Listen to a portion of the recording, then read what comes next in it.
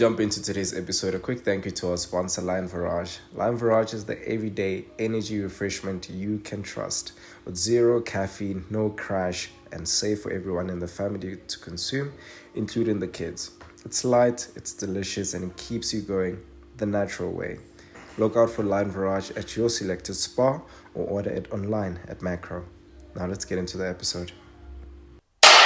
Welcome to a new episode of The Big Pitch, where we sit down with really interesting storytellers, entrepreneurs, and people in the business landscape in South Africa. And they tell us a bit about their stories, about their journeys and opportunities that are within their industries. I am joined by Mo Mohale, as always, brother man. How are you? Good. Why are you nervous today? You're always here. I'm introducing you every single week. But the lady of the day, the guest for today, is Miss Retshepile Khuto, who is the founder and CEO of Retshepile Bespoke Services. She's going to tell us about her journey and how she is, making moves in the hospitality space. I am very excited about this because I think hospitality in itself is such a broad industry. You have made your way quite a number of kilometers to Joburg. I want you to bring us back. Where does this start? Where are you from? And if you could give us a bit of a recap as to how you got here. Okay, all right, perfect. So Retshepile, many know me as Tshepile, is born and bred in the Free State. And I was raised by my gran, Tabelo, and ended up going to primary school, Botabanchu, and then moved to Bloemfontein, to a school called UBC Girls High. And I think from there, Tshepi, almost metric, you have to discover yourself, figure out what you're going to study. I've always known I like the finer things in life. So I decided, listen, I'm going to study hospitality management with the CUT there in the Free State. And that's where my journey began, to say that's why I'm here today. I studied my diploma in hospitality management, literally got placed in Cape Town to do my internships at one of the best establishments ever. Which is? Which is the Sellers Hotel. It's in Constantia. I managed to also be placed at the 12 Apostles. Oh, nice. And through also hustling and bustling, I worked at Mount Nelson just to make some extra bucks as I'm still studying. So I think that's when my love for hospitality really just, literally just started. Sure. And from there, I think Tshepi found herself working in establishments, but also in, I would say, corporate establishments. I worked for a brand where they were opening luxury office spaces. And they actually approached me to say, listen, we think you'd be a good fit for a brand. So literally helping them start this brand from scratch. Sure. From learning how to do invoices, buying furniture, decorating, but the essence is still hospitality. Sure. It still goes back to the service that you get. And from being Cape Town for so many years, finding myself as operations, finding myself as a community manager, and eventually working for another corporate company that was doing telemarketing, I literally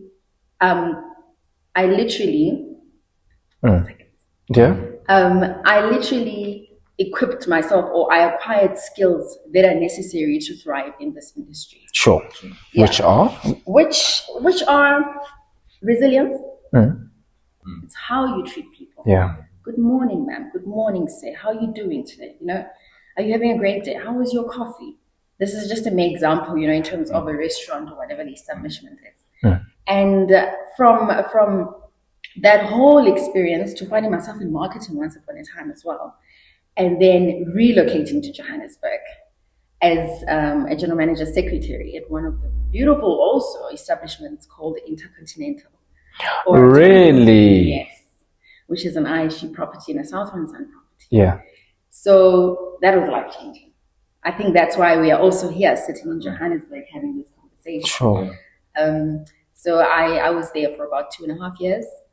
And from there, I think I also realized, listen, besides hospitality, in terms of hotels and operations, but I really have a niche here of knowing how to service C-suite executives. Sure. Looking after them, making their life easier. And I realized maybe this is a skill, you know? And then I got an opportunity to be an executive assistant for a CEO for a consulting company. And that was a remote work. Sure. Now I'm tapping into this industry of remote virtual assistants and so forth. So that was very new for me.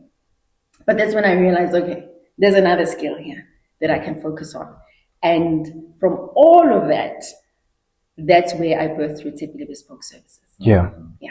So it's a combination and an accumulation essentially of all that compounded information, experiences, which is quite interesting, because I think for most of us, we work and we kind of like work in a vacuum or in silos. You're like, yeah, but I worked here, it was just a job. But you've somewhat taken your experiences and you've added onto like one after the other. To such a business. Exactly. And I think for someone in that space, what do you think motivated you to do that? To say, look, I'm gonna look out for, and were you intentional actually? I want to actually jump into that. Were you intentionally saying this opportunity is going to help me with this? Because the reason why I'm asking is because whenever we make decisions in life, most of us look at, okay, I'm making a decision for now, but we only have the privilege of having like that 2020 vision with hindsight, but looking forward.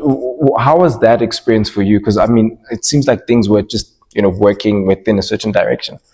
I think I'm going to say I didn't know that I'm going to be here today. I've always known that I'm meant for bigger and better things. I've always known that I have an entrepreneurial skill in me because I've done things, man. I've sold clothes before Shein and so forth became popular. I was there. I had an online Instagram. Yeah. I was selling these clothes. I hope you weren't scamming people. Hi, let's go. Never scam. DM for price. No, my clients can testify. Oh, nice. Yeah. And I've also hosted a few events. So I've always known that I have a different skill or a talent. And these experiences and all the transitions that have happened in my life were not necessarily to say I knew that in 2025 I'm going to be sitting here with this business. But what I've decided to do is I had to tap into myself. I had to look into myself, because what I've realized is with the economy changing and we see a lot of entrepreneurs, opening businesses, why can I not utilize my God-given gifts to literally put food on the table? Sure. To do what really makes me happy and what I excel in. And, put it out there as a service. So I think with years of experience and digging deeper and reflecting and being in a situation that I was, to be able to say I'm birthing Retshepile Bespoke Services. Sure. Is why we are here today. We can discuss it a bit more. Yeah. We can discuss it a bit more on how I actually said, listen, I am operating from today. Yeah. So speaking about you putting food on the table, a lot of people can get the hospitality industry confused, as in it's just cooking. What exactly do you actually do? What is bespoke? Okay, so actually very good question, Victor. Going back to school, I got it in hospitality. Yes. Yeah. Honestly, the cooking aspect has never been my favorite. I'm gonna tell you now. Yeah. Yes, now I have to make food. Yeah. So, but it was never I knew that it's not where I excel. I always excelled in the food and beverage side, where I interact with clients, where I speak to clients, where, I have to serve. So coming back to your question, to say people always think that hospitality is cooking. Hospitality is literally a service in everything that we do every day. Whether it's in your home, that you're preparing a meal for your family, you are being hospitable. Whether you're walking in a store and buying something and asking an assistant to say, listen, I'm looking for this, it's hospitality. So literally for me, how I came up with the structure of my business is I realized hospitality is travel. Like you said, South Africa is beautiful. Yeah. Our culture is rich. There's so much to see here. So I said, let me tap into that. That is your domestic, international travels. That is your accommodation. That is your conferences and so forth. Then I'm like, there's also the event side of things, the catering, the decor, all of these things. That's another niche to look at. And then also there's executive assistant services, which are called EA services. You are still being hospitable. You are still providing a service. And I think this is an interesting part, the EA service, because I think that's what will keep my business afloat. Should there be anything that happens in the industry, whether it's a travel ban, whether we can't have events, there's still companies that require project management, social media management. So that's a factor or sector of my business that I think will literally keep the business running should we experience any other problems.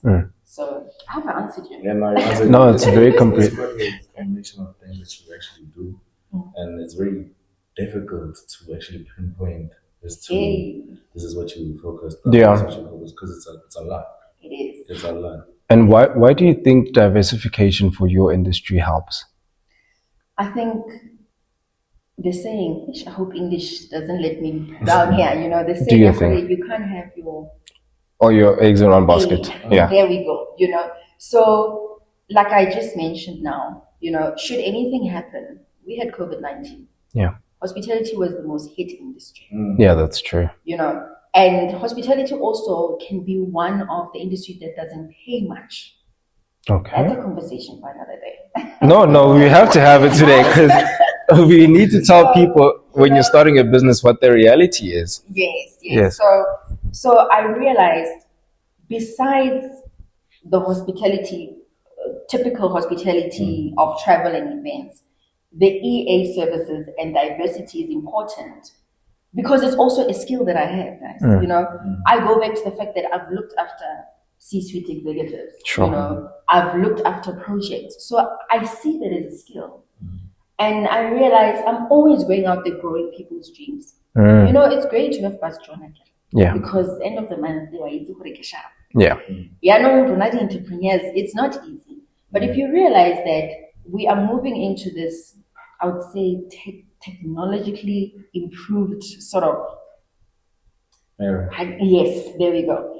Virtual assistants, unnecessary project management for a part-time job. So why can I not utilize myself there and my skills? Yeah. And eventually train and maybe be an accredited company. Sure. That assists entrepreneurs in learning the basics of running a business. Yeah. I'm talking now, I was going to say 5 years, but let's say 30. Yeah. Because the vision is there. The vision is there. Yeah. And I actually want to tap into the vision in the context of what are some of the things that you've learned characteristic-wise from these high-performing people that you've worked with? Resilience, and also I would like to say being firm. Sometimes in a workplace we tend to feel like someone handwriting because because they're being very assertive. Exactly. But actually it's building you as a person. We don't have to laugh. If the CEO says they have 5 minutes, get your story right and come there prepared. So exactly. So I would like to think those are the characteristics, and confidentiality. That goes a long way. Tell us about that. Having worked with these kind of businesses and finding yourself in boardrooms where usually most of the time you're a woman and you're the youngest, your mentors, or I would say your bosses, need to see that you have integrity.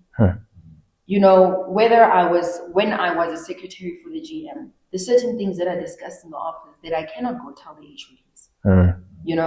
And the HODs may say whatever, but I just have to have my head, or my focused. Yeah. I must stay focused. So confidentiality is important if you're working with such high-end people. That's what drives a business. That's when people also buy into your character. That's when people trust you, and that's when people even give you more. Yeah. And that's how you learn. And that's how I've learned. So, and I think also being an entrepreneur, I think that's also a very important thing, because who you work with, it's rough out there. Yeah, that's true. Those SLAs are necessary. Those let's be on the same page, because you can have a conversation now, and then when it's time, the deliverables are there. The money is there now. The story is different, you know. And that's how also people have conflict and so forth. So confidentiality, being straightforward, is key. You have taken those things and you have built yourself around them, right? You've taken them, you've internalized them. What else is driving you? Because obviously you and I've been privy to having a conversation with you before the show, and you've mentioned in passing about your faith and how that has impacted you and your journey. And now I want to pivot to how we get to, you started the business, but we want to know that tipping point. Where were you mentally, firstly? Okay, am I going with the faith one first, or? Let's start with where you were mentally when you're about to leave your job. Sure. I've heard the saying mental wellness and so forth, and I don't think I've literally experienced it to that core. So mentally I was exhausted. Mentally I was in a place where I knew I'm not aligned, and like I said, I've always been destined and made to be better. And it was a tough place, not gonna lie. So making that decision to leave my job, sorry, it makes me a bit emotional, was scary because it's not something that I decided overnight. Sure. I fasted, I prayed about it, but alignment was just not there. And I always say sometimes God, because I'm a believer in God, places you in places that He knows you need to be there, but it's for something else, like bigger and better. So I'd say I was at a point of almost losing myself. I was at a point of self-doubt, what exactly am I good at? So it's sad to say, but my previous employment did pretty much almost break who I am. This charisma, this hippie, I'm known, man. I like things. So that's when I realized I have these skills. I'm in Joburg, so why can I not use my skills then to start something? I already have people that call me to say, listen, help me book a flight. I can charge extra. Sure. I already have people asking me, listen, you've been in Cape Town for so long. Where can I go for them? It's a service. I posted events before. No, man. If I don't know how to do something, I can partner with the right people. That's the thing. I'm also willing to partner with the experts. And we make the dream come true of our client. So how this business was born is through faith. Let me start there. God is my number one. He is the reason I'm here today. I'm so thankful, to be speaking to you, Victor and Tiro. He is the forefront of it. And if you know what Retshepile means, and for those that don't, it means we are trusting. Yes. That is my name. And that's why I came up with the name Retshepile Bespoke Services, because we are trusting in this journey. Oh. We are trusting in God. Yeah. We are trusting in our capabilities and abilities.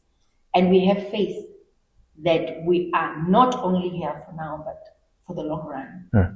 And, like I said, I've opened the business and stuff. But there's something about this business. This business is literally making me go deeper. I get out accounting. And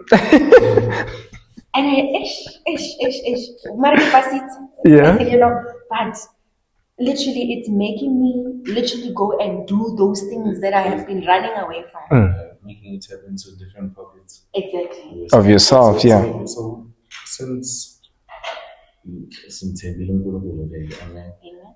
what are some of the challenges that you've experienced in business, especially starting out? Because leaving a job and going full time into entrepreneurship is not easy.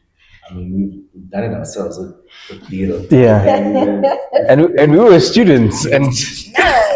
We faced a lot of setbacks. But I can imagine you're much deeper into the corporate space. Deeper into the corporate space, and now you've been employed for like several years. How did you deal with some of the challenges, and what were some of the challenges, if you don't mind? I think the number one challenge is in him. Oh. Okay. Your mindset. whatever is cooking in here can either make or break you.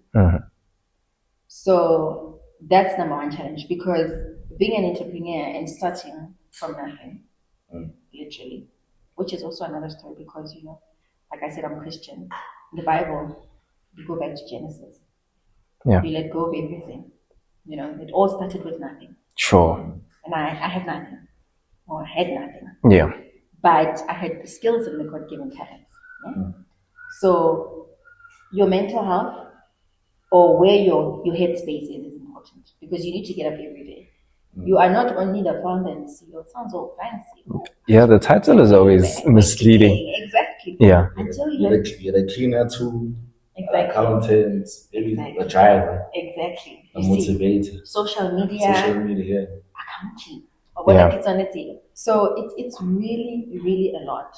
And I think entrepreneurship as well, when you're starting, you almost shy to go out there. Like, it's the cringing phase, man. You know, yo, what are people gonna say? Yo, now she opened a business again. You know, now she's selling something. What is she doing? You know, so the cringing phase goes back to mentality. Being an all-rounder, coming up with ideas to say this business plan is one page, but initially I wanted it to be 10 pages, but I'm starting with the imperfect. Yeah. Because we always want to perfect something. Yes. Yes. And that has always been my problem also, because perfection is not always sitting here. So starting in this cringe, insecure, you don't know what you're doing, but you have this vision. Those are my challenges. But the great thing about it is the people around you. I now have a mentor. I've never had a mentor my whole life. So you just work as John, salary, sharp, you know. Never had a mentor. I have a mentor now who's great, who will tell you, listen, it's okay to feel like that today. It's okay if you don't want to do anything today. Maybe for the first few hours of the day you have things, but later on, I'm on it. Yeah. I'm creating something. So yeah, I'm deterring now. I know, but the hospitality industry in itself is also, I mean, every time I go into the spaces, you know, I don't think I just look at the establishment, I don't think it's owned by us. I just want to find out with you starting out as an entrepreneur, how's the diversity, being a young Black woman, starting your own business and working with these companies? Are we represented? What are the challenges are you facing? What are the challenges are we facing as Abantu? Okay. So I think it's daunting, but I must say the outside world has been very good to me. As a young Black woman, there's something about there's something about that. Like, you know, when you send that email and you're like a proudly South African Black-owned business. Sure. So navigating and working with these companies is firstly challenging, because you must say, okay, this is what I'm going to do. I want to partner with this hotel, I want to partner with whatever. But you realize that as much as we have the persona for entrepreneurship is hard, then take the first step, and people will surprise you. Oh, yeah. I've sent emails to Yone Southland Sun saying, I want to be a vendor so that I can work with you and bring business. Sure. Sign that contract. Yeah. You know? So take the first step. I know entrepreneurship, especially for us, Black, and I'm going to say young women, it's daunting, because men are known to be thriving in this industry. Sure. Men are known to not be emotionally attached. Not be overthinking, you know. They just get in, they seal the deal. If it doesn't work, we move on. Yeah. Now we're gonna, you know, wonder what and self-doubt and all of these things. But just go. Just go. It's scary. I'm not gonna lie. Essentially meet the opportunity halfway. Yes. Meet it halfway. The minute you put yourself out there, the universe will also see you. Okay. You're putting yourself out there, let's receive you. Yeah. Okay. And say it like it is. Let's stop being shy about what we do. Whether for kirekisa mazimba, kai kirekisa diskono, proudly. So your thing, yeah. proudly. And even if you don't know, go into rooms and say, I don't know how to do this, but this is what I wish to do. Sure. And I found some great people say, listen, yeah, we have an SME event. Come through. And I'm like, oh, okay. Let me just show up. So, yeah. I'm actually quite interested to get into the psychology of why do you think we do that as entrepreneurs? Why do you think we get shy? Or yeah, we can see that this is going to work, or we have that belief in our personal space, but in the outside world, why do you think that is? No one likes rejection. No one likes feeling like they're not great. You already have the self-doubt, number one. You already created this product. Now you're going to go out there and someone's going to be like, this is not it. Yeah. You know? So I think self-doubt, man, it literally goes back to the psychological, aspects of things in your mental health. And if you really believe in yourself, and I think align yourself with the right people also, just go. I don't have the perfect answer to say why it's like that, but from my experience, I know that there's certain things I'm still thinking about, in terms of my business. But how do I do this one? Yeah. What am I? But I feel like the day you actually just do it, you will be surprised. Sure. You'll be surprised. Let's own our story. Yes. People that have the biggest companies, they have stories. I started in a garage. I got rejected however many times. That's why I say that I've tried this entrepreneur thing, the side hustle thing, and I never completed them. This one is different. I have nothing to lose. I have nothing to lose. Literally, the idea can be out there and be brilliant, or it can be out there, not work, and I know I need to better myself. Sure. But you're sticking with it. I'm sticking with this one. Why? I'm actually quite interested to think about this, because we also do that. I think this is across the board. Yeah. This is corporate. This is business, where someone starts something, they're kind of like, maybe let me not do that. Sure. I mean, we even see it, I've seen it even with working out, right? You go and you go push yourself to a certain, weight or whatever. And you're like, no, but if I do this one, what if I fail? Or maybe this one is heavy, but you never even picked it up. And then eventually it literally stops you from even trying. And we somewhat create a story within our minds of why this thing didn't work out, whatever the case may be. Oh no, it wasn't the right time, or, right? And I don't know, it's just something that I find so interesting. I don't know, it's something maybe we'll get a psychologist to come and tell us. Exactly, maybe I expect it like why, but I think, like, I still go back to it's the self-doubt, man. But mentality about and if we keep on living with that thing, you won't know your capabilities. And now I'm starting to watch a lot of motivational things, because sometimes you wake up and find out. We're on that air time. Yeah, you will do it. Do this. Exactly. And then I feel like, I can do this. Okay. So I think the things that you listen to, you watch, there's nothing wrong with that. It doesn't mean you are living in some cloud. You are trying to push this dream, but you need something to feed you. Because literally, like I said, or accountant, or creative director, or operations, whatever business you do, or maintenance, so you sort of find yourself empty sometimes. Sure. Because you're doing so much. Yeah. Your brain is overworking. So it's good to just, feed off the right things. Yeah. Go to church if you need to. Hear the word, and that day it might be what you needed to hear. Go talk to somebody, or say, this is what I'm going through. So self-doubt, man. Who are the biggest players in your industry? Sure.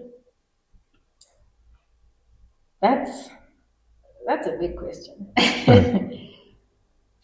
I mean, for instance, I'm gonna go back to hotels, because that's where I spend most of my time. Sure. A group like Southland Sun, they have, I can't even remember how many hotels all over South Africa. Yeah.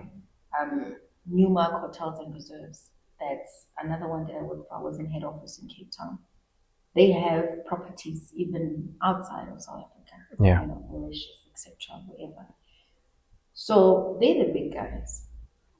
You obviously have your corporates. Remember, corporates are also my clients. Sure. Because now when you think hospitality, you think hotels, travel, events, whatever. So there's quite a lot of big guys. I can't give you the answer. Yeah. Also, because I mean, your service range is very broad. It's very broad, yes. So they know they've been in the game, and those are the people to also go and inquire. And you know what I want to say? Yeah. How you treat people during your journey is important. I'm living testimony of that. Because there's so many people that come and help me. Yes. There's so many people that call me, hey, Kiboni, what's this? Listen, there's this thing happening. I want to plug you. You know? Yeah. Oh, there's this service that you might offer. Can you customize and do a proposal quickly? Damn, okay. Let me see. So how you treat people in your journey is so important, guys. Because they remember you. Oh, yeah. They remember that you were that kind person. That's why so you greet an elder when you see them. You let them walk past. In the office, you greet her. Sure. You know, whether it's a CEO, you greet him or that. So that plays a huge part in where you're going to go in the world. And people don't necessarily sometimes buy into the brand. They start with you. They buy into you. As a person, yeah? It's a thing that we keep hearing. It sounds like, hey, yeah, you guys are pitching yourself, leading motivational speaker, but it's the truth. It is the truth. The client that was my first ever client, that still calls me right now, it's still like it's because of who you are. It's because of who you are. And that's why I will do what I need to do for that client. Yeah. Yeah, to make sure they get the best service to the best that I can. Someone who's watching a young girl from Bloemfontein, a young girl from KwaMashu, she is saying, Retshepile, your story is it's very motivational. I mean, even the stigma around at school, it's a hospitality, what are you gonna do in life, right? Wabe. It's not in the family. Yes. Studying, you know, the teacher. Yes, it's nothing that, you know, I need to see a building. Now you're like, a young girl is watching you and they're watching this episode. What would you tell them? In the sense that they are saying, I want to pursue this thing. I want to reach heights that you are reaching. What would you tell them? I would say,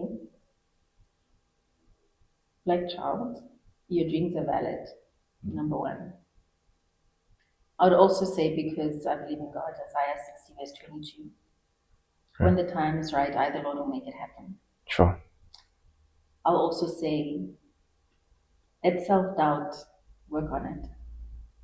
Work on it. You are probably sleeping on gold. And don't be scared to put yourself out there. Don't be scared to fail. Don't be scared to ask questions, you know? Like, yeah. And just keep on keeping on, you know? Sometimes it doesn't have to be the perfect story in the beginning. It's these hiccups that make you who you are. Like, no, next day, but like it's, you know, doing something, like being recognized for my work. But right now, I'm in the phase of becoming. The becoming, and it is so difficult. So the difficult or the hardships that you are in doesn't necessarily mean that's the end and that's your story. Yeah. You know, a dream delayed is not a dream denied. Denied, yeah. We always think because this is 2025, hey, there's a lot happening this year. You know, this year is hectic. You never know, next year you are up there. Sure. So just be persistent. Pray if you're a believer, or do what you need to do, you know, to keep yourself and your faith up there. But don't give up. Like, you want to section D, go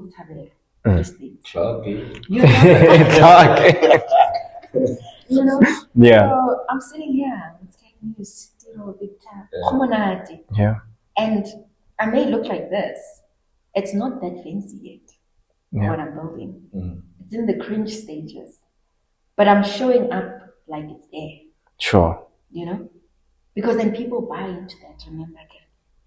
And be authentic. If you don't know it, say, I don't know.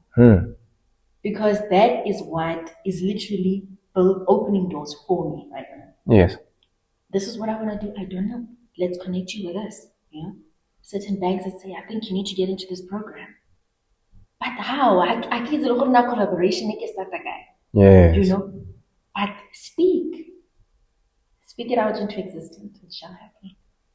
Beautiful. And with that being said, what has been the biggest failure thus far in your journey or in your life in general, right?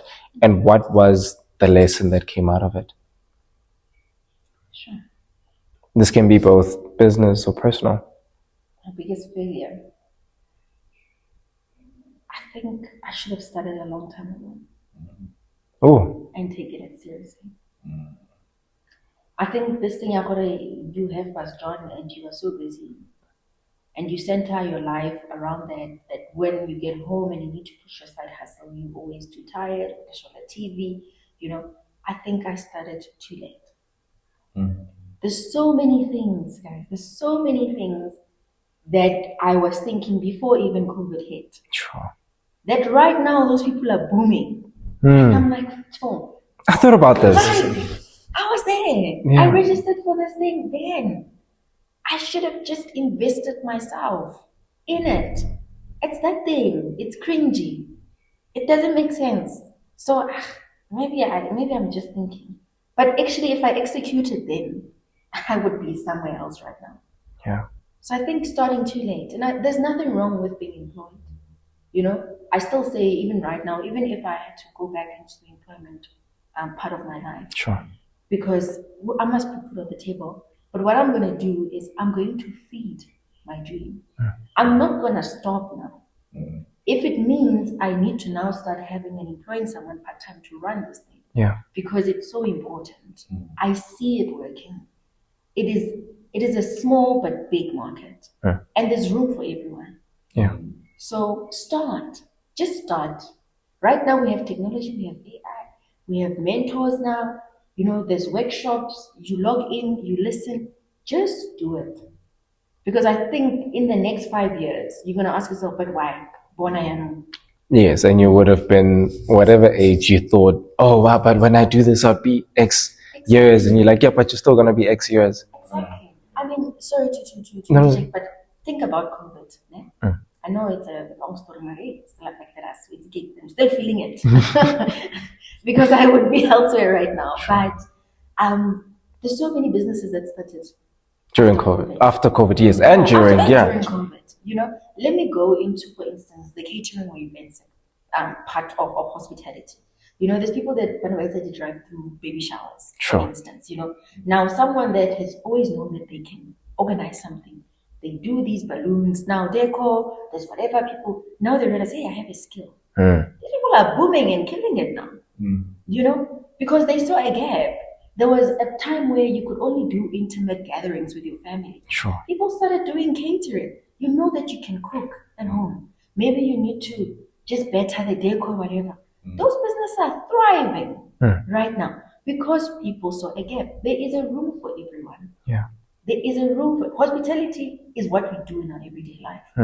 It's how you want to polish it for yourself. True. And make it bespoke, essentially. You know, exactly. That's quite incredible. And so the lesson there was doing something, acting on it when the idea comes through, and sticking through with it. Actually investing into it. Yeah. It's like you have a job or not. Yes. So, Because we're always focusing on job. We're building other people's dreams, guys. Ooh. There's nothing wrong if you are not meant to be an entrepreneur. Yes. There's nothing wrong with that. You know, there's people that thrive. But if you believe that you have the potential of being an entrepreneur, just work on it. Sometimes it doesn't even need money. I started with no money. It's not like I have funding, Yana. Yeah. That's where now I'm starting to look, okay, how can I apply for these programs? Sure. So I'm putting a service out there. People come like pay something, and then now Yeah. it's not like I have the funds to pay whatever in advance. So I'm literally using systems that can work for me as a small business right now. Yeah. And then lastly, we we typically ask the books that you're reading or the books that you've read that have changed your life or that you would always suggest to someone. The top 3 in your library. Guys, now it's reading. Or maybe this can even be movies, documentaries, or something like that that have moved you. There's one book, and I think you don't ask me how I finished high school and university. I finished. I went to the middle of the back. But there's one book, and I can't say it fully, but it's The Subtle Art of Not Giving Up. Oh yes. That orange one. Yes. I bought that book firstly with my first man. That's the book I bought myself. Yeah. And I sat down and I read that book in 2 days. The whole book. The whole book. Okay. Because it was literally telling me like, what the hell is wrong with you? Oh. You know, why are you giving your energy so much of a damn on unnecessary things? I need to read it again because that book literally woke me up. And I don't have 3 because I'm not much of a reader, but I'm working on it. No, that's the. But that's the one. Yeah. We give off our energy in places where we shouldn't sometimes. Oh. And then you ask yourself, why are you so exhausted? Why is the world taking so much out of me? But what are you doing? Yes, because you're giving. Yes. Yeah, everyone take. Your people, your circle are important. Analyze. Who are the people around you? Philanthropy. Exactly. What are they giving? What are they taking? Yeah. What are you getting? You know, we tend to feed off or pour other people's cups when your own next empty. Don't really like it. You guys heard.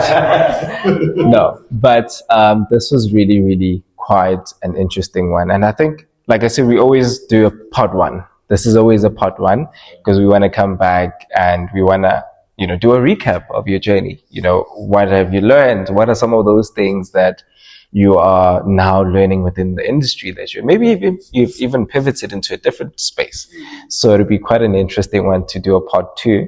But for now, I am very much grateful actually for the lessons. I think this has been in our series, it's been one of the conversations where we've really delved deep into the psychology, into the journey within this entrepreneurial space. And I think that this has been a refreshing one because we didn't get too technical, but we also didn't neglect the human element of it. And I think it speaks to your business in itself because it is a very human-based thing. Your product is people's happiness in essence, and people's satisfaction. So very much rather appreciate your time and just the energy and just, your brightness and this, but yeah, for that, thank you so much. And I want to say that we want you back and we will tell you when, or maybe you'll tell us when, like guys, I have exciting news. But until then, thank you so much. Thank you very much. Thank you very much. I think you just started years. I am honored and I'm grateful that I'm finding myself in such spaces at such a short period of time of starting this business. And I'm excited. And I like the fact that you're saying part 2 needs to come because then you want to still know, am I yes. Otherwise we're putting you on a blacklist. I'm very grateful. Thank you so much. It's been amazing. So with that being said, am I closing here? Am I closing there? There. All right, let me close here. So with that being said, thank you so much for yet another episode. Thank you for tuning in. If you have your story and you want us to maybe share your story, but also maybe you have some comments on Retshepile's story and what you've learned from it, please drop it in the comments. Outside of that, we'll see you on the next episode. Do watch our previous episodes as well. Quite interesting ones, and we're hoping that you can also just share your thoughts on us. Outside of that, please do subscribe to our channel for us to just grow it and to, do more in our service giving of, storytelling. Until then, from myself, from Mo, from Tepi, from Kea, from Kutlwano in the back, I need to get you guys mics, man. Honestly. Thank you and see you soon.